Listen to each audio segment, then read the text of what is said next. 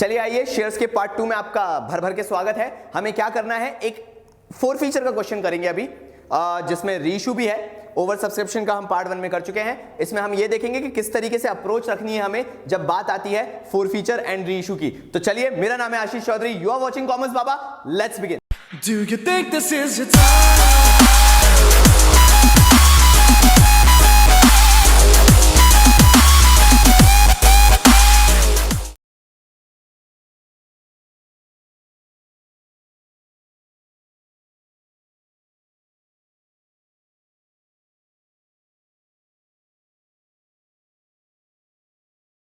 ठीक है, चलिए आते हैं हमारे सेशन 2 में। जो पार्ट 2 है उसके अंदर हम अब क्या करेंगे, यहाँ पे 4 फीचर का एसेंस लेके आएंगे, क्योंकि हम भी जानते हैं कि कॉल्स एंड अरियर्स और कॉल्स एंड एडवांस से रिलेटेड फुल फ्लेजेड क्वेश्चंस तो आएंगे नहीं, और एक स्टेप जो आगे बढ़ना है, बैलेंस शीट करेंगे, कैश बुक करेंगे, बात की बात है, लेकिन अभी जर्नल एंट्रीज तो एक बार स्ट्रॉन्ग कर लें।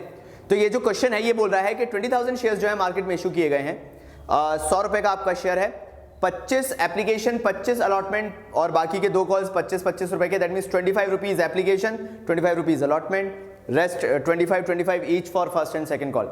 नाउ दे आर सेइंग कि सारा पैसा मिल गया है, बस लास्ट का जो कॉल है वो नहीं मिला है हमें। सारा पैसा मिल गया है लेकिन फर्स्ट एंड फाइनल कॉल जो है वो मोदी भाई साहब ने हमें नहीं दिया है 400 शेयर्स पे। क्वेश्चन सिंपल है, ये वाला तो ओवर सब्सक्रिप्शन का भी नहीं है, अंडर सब्सक्रिप्शन का भी नहीं है, सीधा सीधा क्वेश्चन है। पहली एंट्री से करना चालू करते हैं। चलिए, कितने शेयर मार्केट में इशू हुए हैं? 20,000। एप्लीकेशंस भी उतने की रिसीव हुई हैं क्योंकि कोई और इन्फॉर्मेशन नहीं दी हुई है। 25 रुपीज का एप्लीकेशन मनी है, 25 into 20,000 rupees will be 5 lakh rupees. ये हमने पहली एंट्री पास कर दी। सेकेंड एंट्री जो आएंगे, जो एप्लीकेशन का मनी मिला है कहां ट्रांसफर कर देते हैं उसे? शेयर कैपिटल में। तो ये हो जाएगा आपका 5 लाख जो पैसा आया है वो हमने लेके शेयर कैपिटल में ट्रांसफर कर दिया एप्लीकेशन का। अलॉटमेंट ड्यू करेंगे, अलॉटमेंट भी सिंपल है क्योंकि कोई एडजस्टमेंट नहीं है, कोई एक्सेस मनी नहीं है, कुछ भी नहीं है। अलॉटमेंट ड्यू करो, अलॉटमेंट भी रिसीव कर लो, बेसिक सी एंट्री है। हाँ भाई, तो ब्यूटी बताई जाए इस शेयर्स की एंट्रीज की। अगर आप इसमें से, मतलब ये 4 एंट्री तो हो गई, बहुत बेसिक एंट्री थी क्योंकि इसके अंदर कोई भी कॉल सिनेरियोस जैसी चीज नहीं थी, कुछ भी नहीं था। अगर आप इन चारों एंट्रीज को ध्यान से देखो और मैं सब में से जो कॉमन चीजें हैं वो निकालना चालू करूं, जैसे मतलब काटना मत, ऐसा बोर्ड में मत कर देना, मैं तो तुम्हें कुछ दिखाना चाह रहा हूं इसलिए कर रहा हूं। शेयर एप्लीकेशन, वहां पे क्रेडिट था, यहां पे डेबिट था, काट दो, बचेगा क्या? Bank to share capital. यहां पे अलॉटमेंट डेबिट है, यहां पे अलॉटमेंट क्रेडिट है, काट दो, तो bank account debit to share capital बचेगा। कहने का मतलब, चाहे फर्स्ट कॉल तक चले जाओ चाहे सेकंड कॉल तक चले जाओ, जैसे जैसे आप ये फर्स्ट कॉल सेकंड कॉल हटाना चालू करोगे ना, जो फाइनल एंट्रीज बचती हैं वो बैंक टू शेयर कैपिटल ही बचती हैं।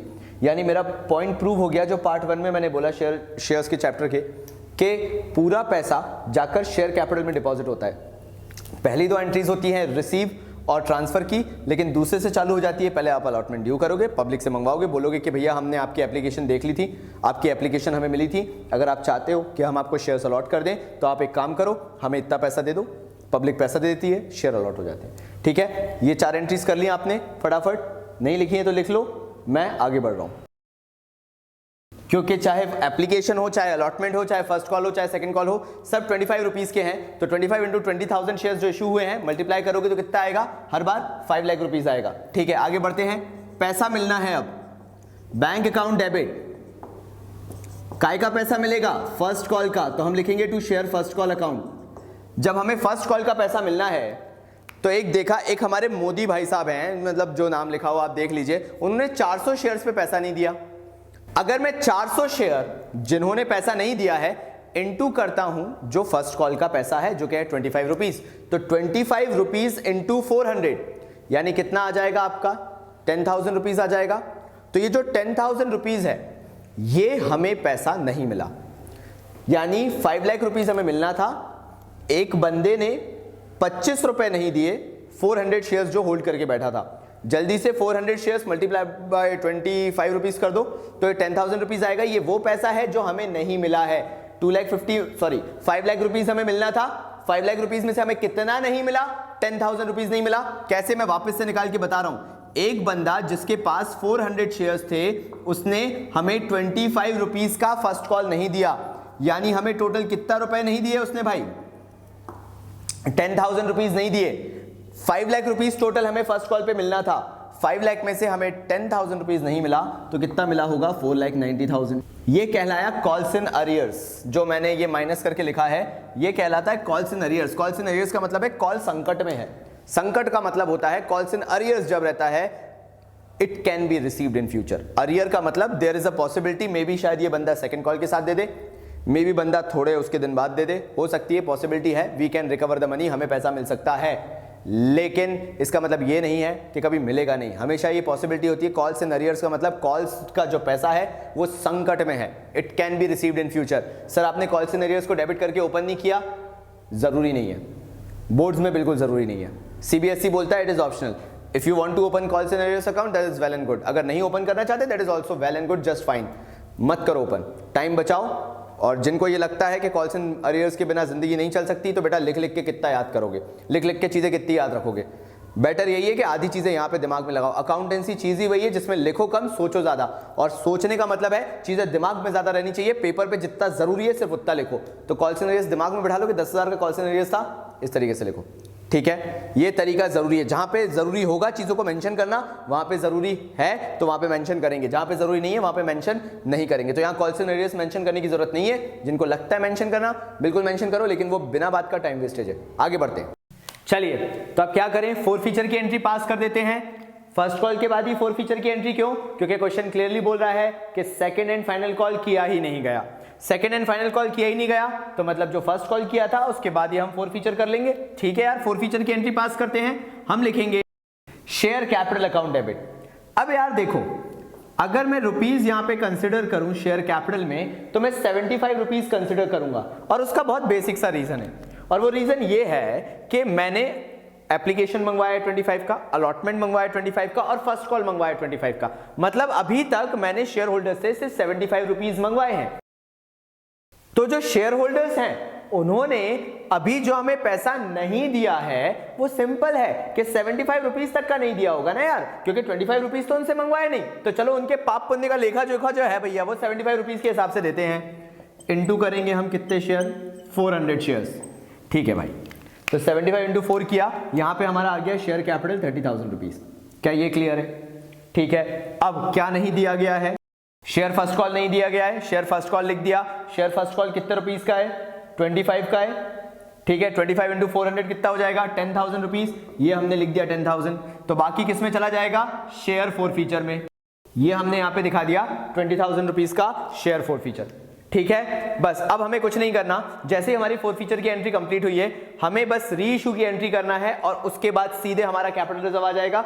इतना नोट डाउन कर लीजिए, मैं एक बार फिर से बता देता हूं 30,000 क्यों लिया हमने, क्योंकि जहां तक का हम पैसा मंगवाते हैं वहीं तक का, मतलब अगर मैंने फर्स्ट कॉल तक का पैसा मंगवाया तो शेयर कैपिटल में भी मैं फर्स्ट कॉल तक का ही टोटल पैसा लूंगा, क्योंकि उतने का ही मुझे हिसाब किताब देना है। 75 रुपीज में से 25 रुपीज का कॉल सिनेरियर्स मतलब शेयर फर्स्ट कॉल दिखा दिया जो कॉल सिनेरियर्स है, और बाकी का जो 50 रुपीज है वो मैंने छीन लिया सामने वाले से, अपने पास रख लिया वो पैसा। चलिए आगे एंट्री करते हैं। अब री इशू की बात करें अगर, तो री इशू में बोला भाई, उन्होंने बोला कि री issued for ₹28,000 ₹75 paid up value है। मैंने कहा ना paid up value, called up value, ये शेयर्स की नई वैल्यू हो जाती है। पूरे के पूरे शेयर्स री इशू किए गए हैं, जो 400 4फीट किए हैं वो पूरे के पूरे री इशू किए गए। अब अगर मैं पेड अप वैल्यू के हिसाब से देखता हूं, जो 75 रुपीज है उसको मैं 400 जो हमारे शेयर्स हैं सॉरी उनसे मल्टीप्लाई करके देखता हूं, तो 75 रुपीज इंटू 400 शेयर्स जो होता है वो कितना आता है टोटल में? 30,000 रुपीज, ठीक है। लेकिन मैंने जो रीइशू कर दिया है उसे, वो रीइशू किया है 28,000 में। सिंपल एज इट इज, क्योंकि लिखा हुआ है ना फॉर ₹28,000, 75 पेड अप वैल्यू है लेकिन मैंने रीइशू किया है उसे 28,000 में, यानी बैंक मतलब पैसा कितना आया? 28,000। तो बाकी जो 2,000 हुआ वो नुकसान हो गया कि नहीं हो गया? तो यहां पे मैंने बाकी 2,000 रुपए को नुकसान दिखा दिया। ये मैंने जर्नल एंट्री कर ली कि भैया मेरे पास 28,000 रुपीज आया, 30,000 का था। 30,000 कैसे आया मैं वापस से बता देता हूं। अगर मैं लेके चलता हूं वैल्यू 75 पेड अप की, इंटू करता हूं 400 जो शेयर्स रीइशू हुए हैं, तो वो 30,000 रुपीज आता है। लेकिन मैंने उसे रीइशू किया 28,000 रुपए में, तो नेचुरली मेरा जो लॉस हो गया है वो 2,000 रुपीज का हो गया है, क्योंकि मैंने कम वैल्यू में रीइशू किया है। फाइनली जो एंट्री आती है share forfeiture account debit to capital reserve, देखो भाई इसमें जितने शेयर फोरफीट हुए उतने ही शेयर रीइश्यू हुए, मतलब मैं चाहूं तो नेचुरली आंसर निकाल सकता हूं। कैसे? छोड़ो सब कुछ नहीं, जब सारे के सारे शेयर्स रीइश्यू होते हैं तो मुझे क्या करना पड़ता है? क्रेडिट बैलेंस माइनस करना पड़ता है डेबिट बैलेंस काय का? शेयर फोरफीचर का। कैसे निकालेंगे? जो हमारा क्रेडिट बैलेंस है वो है 20,000 रुपीज का, और डेबिट बैलेंस अगर शेयर फोरफीचर का आप देख रहे हो तो वो है 2,000 रुपीज का। नेट वैल्यू जो हमारी आ जाएगी वो 18,000 रुपीज डायरेक्टली आ जाएगी। ठीक है, कोई दिक्कत नहीं है। अच्छा वो सर फॉर्मूला क्या था? फॉर्मूले में देखो क्या था, जो मैंने एक फॉर्मूला भी तुम लोगों को बताया है जनरली, वो भयंकर सा एक फॉर्मूला है, आ ही रहा होगा वो। जनरली क्या होता है, credit balance of share forfeiture जो होता है उससे debit balance of share forfeiture minus होता है, लेकिन उसको अगर इलेबोरेट करता हूं तो वो कैसे होगा? देखो credit balance of share forfeiture है आपका 20,000 रुपीज, ठीक है, उसमें मल्टीप्लाई करते हैं कि रीइश्यूड शेयर कितने हैं, मतलब जितने फोरफीट किए हैं उसमें से कितने रीइश्यूड शेयर। इस कंडीशन में टोटल 400 शेयर्स जो हैं वो पूरे के पूरे रीइश्यूड है। ठीक है भाई, जो फोरफीटेड शेयर हैं वो भी 400 ही हैं, माइनस करेंगे डेबिट बैलेंस जो है 2000, कट के हो गया ये 0, 20,000 माइनस 2,000 जो होगा वो आ जाएगा आपका 18,000 रुपीज। आपका ये वाला क्वेश्चन खत्म हो जाएगा। चलिए एक और बड़े क्वेश्चन के साथ मिलते हैं, तब तक के लिए बाबा जी की तरफ से धन्यवाद।